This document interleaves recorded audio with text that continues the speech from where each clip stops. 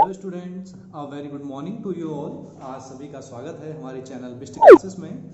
और जो भी हमारे चैनल्स में नए हों प्लीज़ चैनल को सब्सक्राइब करें, लाइक करें और ये नोटिफिकेशन बेल आइकन को जरूर दबाएं, जिससे कि आपको आने वाले वीडियोस की जो नोटिफिकेशंस हैं वो आपको मिलते रहें। तो चलिए आज हम क्वेश्चन को शुरू करते हैं। प्रश्नावली 1.2 का क्वेश्चन नंबर है हमारा, प्रश्नावली 1.2 का क्वेश्चन नंबर है फिफ्थ। क्वेश्चन नंबर फिफ्थ कह रहा है, जांच कीजिए कि क्या किसी प्राकृत संख्या n के लिए संख्या 6 की पावर n या 6 की घात n 0 पर समाप्त हो सकती है। हमें चेक करना है कि कोई संख्या जो 6 की पावर n है क्या वो 0 पर समाप्त हो सकती है किसी प्राकृत संख्या n के लिए। अर्थात अब आपको पता है कि कोई संख्या अगर 0 पर समाप्त होती है तो वो किससे विभाजित हो सकती है? 10 से विभाजित हो सकती है। हो सकती नहीं हो सकती विभाजित 10 से? तो किससे विभाजित हो सकती है? 10 से विभाजित। अगर 10 से विभाजित होती है तो इसका मतलब क्या होगा? वो संख्या 2 से भी विभाजित हो सकती है और 5 से भी विभाजित हो सकती है। ठीक है, वो संख्या 2 से भी विभाजित हो सकती है और 5 से भी विभाजित हो सकती है। अब हमें चेक कर लें। अब हमको पता है कि जो 10 है 10 बराबर 2 गुणा 5 लिख सकते हैं। इसका मतलब जो 10 है, अगर कोई संख्या अगर 10 से विभाजित होती है तो वो संख्या क्या 2 से विभाजित होगी और 5 से विभाजित होगी। ठीक है, अब हमें देखना है जो हमें संख्या दी हुई 6 की घात n, इसके गुणनखंड क्या होते हैं। अगर हम इसे गुणनखंड चेक करें, 6 के गुणनखंड क्या होते हैं? 2 गुणा 3 होते नहीं होते। इसका मतलब जो 6 संख्या है हमारी वो क्या है? 2 से विभाजित होती है और किससे विभाजित होती है? 3 से होती है। और हमें दिख रहा है यहाँ पर क्या जो 2 संख्या है वो 2 किसको विभाजित करती है? 10 को विभाजित करती है। परंतु जो यहाँ पर 5 है, 5 जो है वो 5 क्या है? 6 को विभाजित नहीं करता है। केवल 5 किसको विभाजित करता है? 10 को विभाजित करता है। इसलिए हम कह सकते हैं क्या कि कोई संख्या 6n को 0 पर समाप्त नहीं हो सकती। किसी प्राकृत संख्या n के लिए कोई भी संख्या 6n के लिए 0 पर समाप्त नहीं हो सकती। क्यों नहीं हो सकती? क्योंकि देखिए यहाँ पर जो 2 है, 2 तो 10 को भाग दे सकता है, परंतु यहाँ पर आपको पता है जो 5 है वो 5 6 को भाग नहीं दे सकता है। ठीक है, अब ये देखिए, आप सपोज के लिए ऐसा समझ लो जो 2 है ये, ठीक है, ये 2 है, 2 से पता है आपको 2 से 6 कट जाता है 3 बार, परंतु 5 से 6 नहीं कटता है। ठीक है, तो इसका मतलब जो 5 ऐसी संख्या है जो क्या है? अभाज्य गुणनखंड नहीं है किसका? 6 का। क्योंकि 6 के 2 भाज्य गुणनखंड है 2 और 3, परंतु 5 नहीं है। यदि 5 होता तो हम कह सकते थे, क्या कह सकते थे कि किसी भी प्राकृत संख्या n के लिए जो संख्या 6n है वो 0 पर समाप्त हो सकती है। परंतु हमें यहाँ दिख रहा है, क्या दिख रहा है कि जो संख्या है वो 0 पर समाप्त नहीं हो सकती। क्यों नहीं हो सकती? क्योंकि जो संख्या 5 है वो 6 को विभाजित नहीं करती है। ठीक है, इसलिए अब हम इसको अपने शब्दों में लिखेंगे। कैसे लिखेंगे? जैसे मैंने बताया आपको, यदि कोई संख्या 0 पर समाप्त होती है, यदि कोई संख्या 0 पर समाप्त होती है तो वह 10 से विभाजित होगी। तो वह कितने से विभाजित होगी? 10 से विभाजित होगी। अगर वो 10 से विभाजित होती है, क्यों 10 से विभाजित होगी? अब देखो यहां पर आपको पता है क्योंकि 10 बराबर आपको पता है जो 10 के गुणनखंड होते हैं वो क्या क्या होते हैं? 2 गुणा 5 होते हैं। ठीक है, 10 बराबर 2 गुणा 5। अब आपको पता है यदि कोई संख्या 10 से विभाजित होगी तो वो क्या होगा? 2 से विभाजित होगी और किससे विभाजित होगी? 5 से विभाजित होगी नहीं होगी? अब इसलिए अब मैंने आपको 10 के हमने गुणनखंड करे 2 गुणा 5, इसी प्रकार से हम किसके भी गुणनखंड कर लेंगे? 6 के भी कर लेंगे। तो हमको 6 की घात कुछ प्रश्न में क्या दिया हुआ है? n दिया हुआ है। तो 6 की घात n बराबर का अभाज्य गुणनखंड, 6 की घात n का अभाज्य गुणनखंड।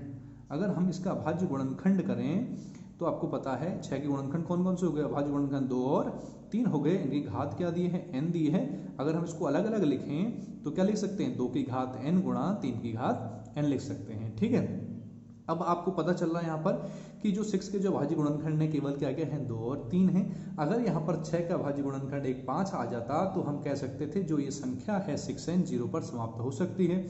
परंतु इसका जो अभाज्य गुणनखंड है वो 5 नहीं आया, केवल क्या आया? 2 और 3 आया। इसलिए जो संख्या ये 6n है वो 0 पर समाप्त नहीं हो सकती है। ठीक है, तो उसको लिख देंगे क्या लिखेंगे, 6n के अभाज्य गुणनखंड में 5 नहीं है। 6n के अभाज्य गुणनखंड में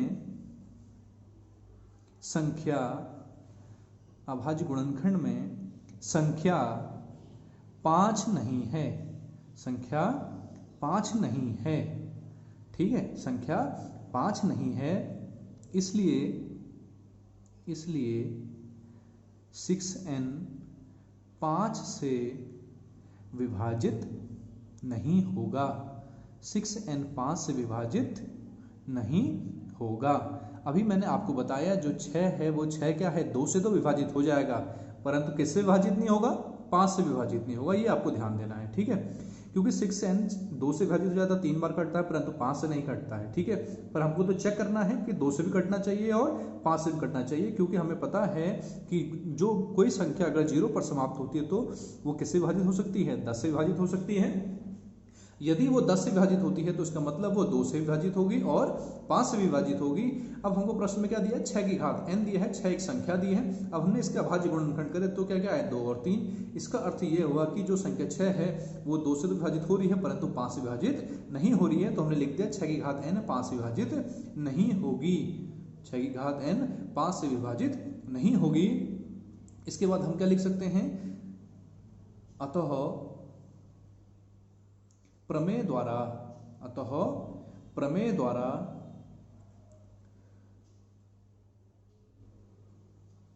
हमें स्पष्ट रूप से, अतः प्रमेय द्वारा हमें स्पष्ट रूप से ज्ञात है कि 6 की घात n के गुणनखंड में 2 और 3, देख रहे हैं यहां पर आप, 2 और 3 के अतिरिक्त 2 और 3 के अतिरिक्त कोई और अभाज्य गुणनखंड या अभाज्य संख्या, अभाज्य गुणनखंड नहीं है। अभाज्य गुणनखंड नहीं है, ठीक है। जब अभाज्य गुणनखंड नहीं है तो हम कह सकते हैं लास्ट में अतः संख्या, अतः किसी, अब प्रश्न से लिख देंगे, किसी प्राकृत संख्या n के लिए, किसी प्राकृत संख्या n के लिए संख्या 6 की घात n 0 पर समाप्त नहीं हो सकती, समाप्त नहीं हो सकती, 0 पर समाप्त नहीं हो सकती, ठीक है। दोबारा से समझना है इस क्वेश्चन को। ये क्वेश्चन क्या कह रहा है, आपने ध्यान देना है।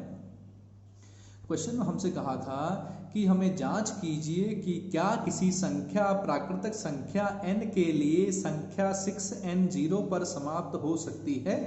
हमें जांच करना है, चेक करना है हमें। तो हमें पता है, मैंने आपको बताया कि कोई संख्या अगर 0 पर समाप्त होती है तो उसका मतलब वो किससे जाएगी, किससे विभाजित होगी, 10 से विभाजित होगी। अगर वो संख्या 10 से विभाजित होती है तो वो संख्या 2 और 5 से भी विभाजित होगी, ठीक है। अगर वो 2 और 5 से विभाजित होती है तो आपको पता है हमें जो प्रश्न संख्या दी वो क्या दी है, 6 दी है।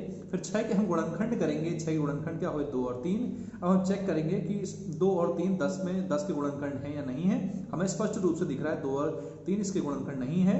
और आपको पता भी है कि केवल 2 जो है 6 को भाग दे सकता है, परंतु 5 6 को विभाजित नहीं कर सकता है।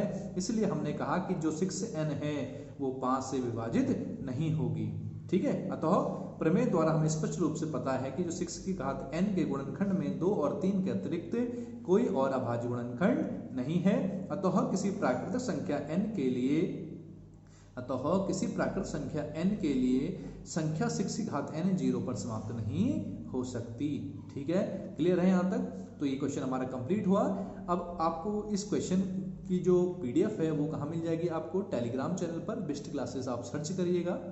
बेस्ट क्लासेस सर्च करने पर आपको टेलीग्राम चैनल पर इस क्वेश्चंस की पीडीएफ आपको अवेलेबल हो जाएगी। और चैनल को लाइक करिए, सब्सक्राइब करिए और कमेंट जरूर करिए आपको आज का सेशन कैसा लगा। Thank you.